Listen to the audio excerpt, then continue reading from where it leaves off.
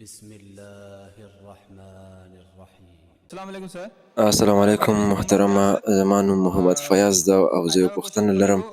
په حقیقت کې دا پوښتنه زما د ملګري ده چې هغه غیر مسلم ده او په هیڅ دین باور نه لري.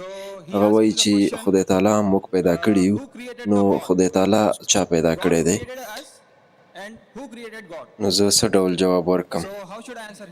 زموږ ورور پوښتنه وکړه چې یو بېدینه کس ترې پوښتنه کړې ده چې خدای تعالی چا پیدا کړی ده؟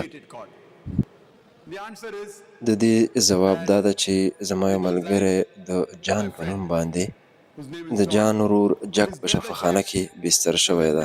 دا د موږ ته جان ووایي چې هغه د دنیا ته ماشوم راوړي، نو آیا دا ماشوم به نر وي او که ښځه؟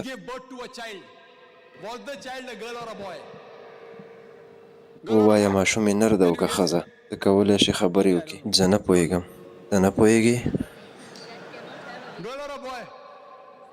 څنګه امکان لري چې یو نر ماشوم دنیا ته راوړي؟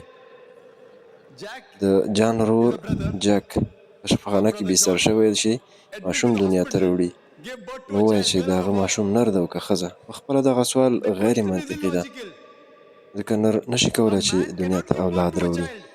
په همدې اساس د الله تعالی حقیقي تعریف دا ده چې پیدا شوی نه ده، خلق شوی نه ده. نو دا سوال چې خدای تعالی چا پیدا کړی دا پخپله یو غیر منطقي پوښتنه ده،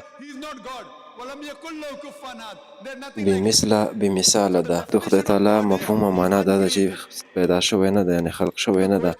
دا پوښتنه چې خدای تعالی چا پیدا کړی غیر منطقي پوښتنه ده. کله چې موږ وایو پلانکي شخص خدای پیدا کړی، خدای نه ده. خدای تعالی معنا دا ده چې پیدا شوی نه ده او هر څه هغه پیدا کړي، لکه موږ او تاسې. موږ د هغه نیازمن یو، هغه بې نیازه ده. څنګه کولی شو بېدینه ته ځواب ورکړو؟ کولی شئ زما ویډیو ته مراجعه وکوئ. آیا قرآن د خدای تعالی کلام ده؟ د همدې سوال ځواب ده. همدې ویډیو کې ما په تفصیل سره دغه پوښتنه ځواب کړې، هیله ده صحیح ځواب مې درکړی.